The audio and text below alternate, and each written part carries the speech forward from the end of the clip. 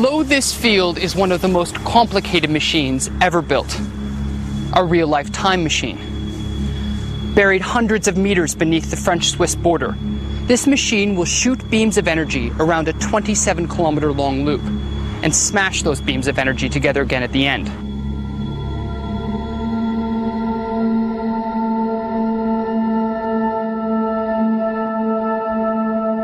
This giant loop is the track for the world's newest particle accelerator, the Large Hadron Collider, or LHC. It's designed to peer into the origins of the universe and is the brainchild of 6,000 of the world's top scientific minds. Jeff Taylor is the head of physics at Melbourne University, but here in Switzerland, he's a key contributor to the LHC project. As we come into this new era with the Large Hadron Collider, we are going to be discovering aspects of nature which we couldn't have dreamed of in the past.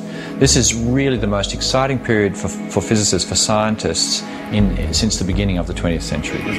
It's been a long time coming. We have constructed this for many, many years, and to suddenly go into this phase where really everything starts to come together and starts to click into each other and to really work as a whole is immensely exciting. Atlas is the name of the giant detector at the heart of the project. It's being built underground in a 6-story deep construction pit filled with the world's biggest magnets, layered by 3,000 kilometers of wiring, and all weighing 7,000 tons. All of this so that protons, the heaviest part of the atom, can be smashed at near the speed of light inside the machine, creating conditions that haven't existed since a trillionth of a second after the birth of the universe.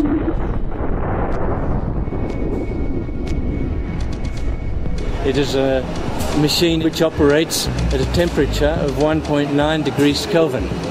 Which in Celsius terms? Which is minus 271 degrees.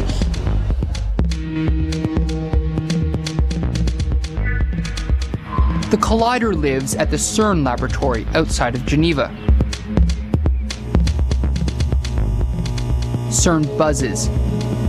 It requires its own relay station to power the collider, and above that you'll catch the intellectual hum of the world's best scientists. At the CERN cafeteria, sometimes there are 5 Nobel Prize winners eating with students and postdocs and other staff members. It's a very, very rich environment, and it's a very testing environment. The students work very, very hard, but it's very inspiring. At the cafeteria, I meet the head of the Atlas project. Peter Jenny tells me that when the machine gets turned on early next year, anything could happen.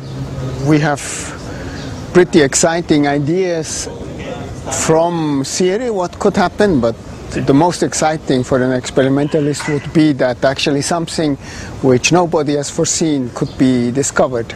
It's really going into a new land in a way. Sometimes people say it's like when people explored new territories.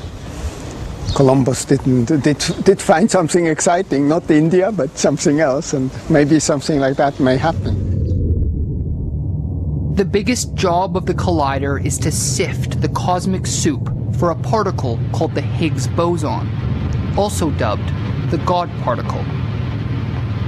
The standard model of particles, our basis for understanding what we're made of right now, is missing some major ingredients, and the Higgs is probably going to be the savior of the standard model. It's going to take us to the next layer of understanding.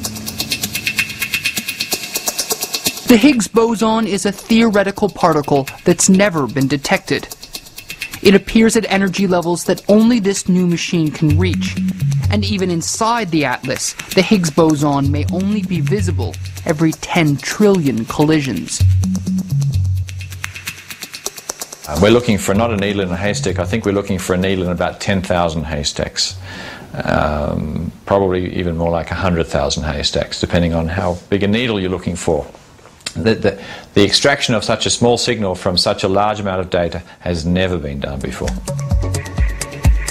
What makes finding the Higgs particle worth the multi-billion-dollar investment is the fact that it's thought to give everything in the universe its mass.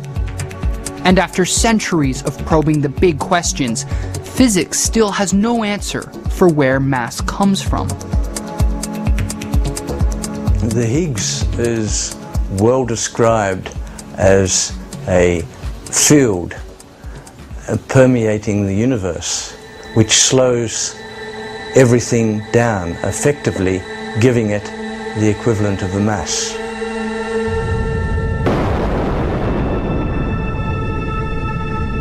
Peter Higgs suggested that moments after the Big Bang, a field was created which stretches across the entire universe like a molasses, and as particles wade through it, they become heavy. It's taken 2 decades and $8 billion to design and build a machine capable of testing his theory. Dr. Taylor tells me that these experiments are shaking our understanding of the universe to the core. They're of the scale of Copernicus realizing that we weren't the center of the solar system. They're on the scale of quantum physics brushing aside all the shortcomings of the classical physics that had been developed through the 17th and 18th centuries. We are on the verge of a discovery of understanding how our universe evolved from the very fundamental first few fraction of a second. This pixel detector is the center of the ATLAS experiment. The detector tracks the paths of all the new particles that veer off after every collision. High-tech devices like this one lead to all sorts of practical spin-offs. The challenges posed by particle physics help create the silicon chips in all computers, the X-ray and the medical MRI. Even the World Wide Web was born at CERN to help physicists share massive amounts of information across the globe. Back in the 90s, when we were first talking about these detectors and the complexity, the data rates coming out of one experiment, out of the ATLAS experiment, was equivalent to the entire telecommunications data rates of the world at the time. So there was absolutely no way, without massive technology development, it was ever going to work. Using this kind of cutting-edge technology, Dr. Taylor and his colleagues will do more than just look for the Higgs particle. They'll search for dark matter, the stuff that we can't see, but that exerts a strong gravitational pull on everything in space. They'll investigate a theory called supersymmetry, which suggests that for every particle we know of, there may be a twin particle somewhere that we've never found. The LHC will even create mini black holes, raising concerns among some members of the public that the Earth may be sucked into an artificial void. I knew you would ask that, and I purposely did not mention that. I have heard this concern, and of course people have studied such possibilities. The black hole which people talk about is not the same size as the black hole which we expect to have, or which we know to have, at the center of the galaxy. These are small black holes, and they decay very quickly. The final touches are now being put on the Large Hadron Collider so that it can come online early next year. These men are machining parts to move a 1,000-ton magnet into place at the end of the ATLAS pit. It's mind-boggling to see what has to be done. Those magnets are absolute feats themselves individually. They're the biggest cost of the whole accelerator, but they took years and years and years of development, and their magnetic fields are greater than any industrial size object by a long, long way. This machine is so precise that all it takes is for one screw to be loose, and years of work can be lost. The proton beam can punch through 15 meters of solid copper if it's misaligned.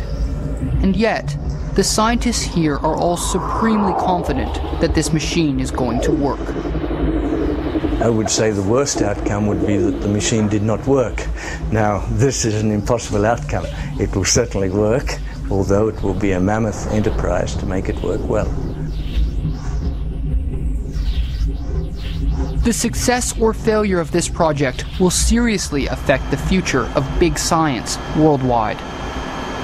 With the LHC, I think the community must prove that we are actually able to master such complex detectors, such a complex program. And I am personally convinced that this is an absolutely necessary condition for big future projects.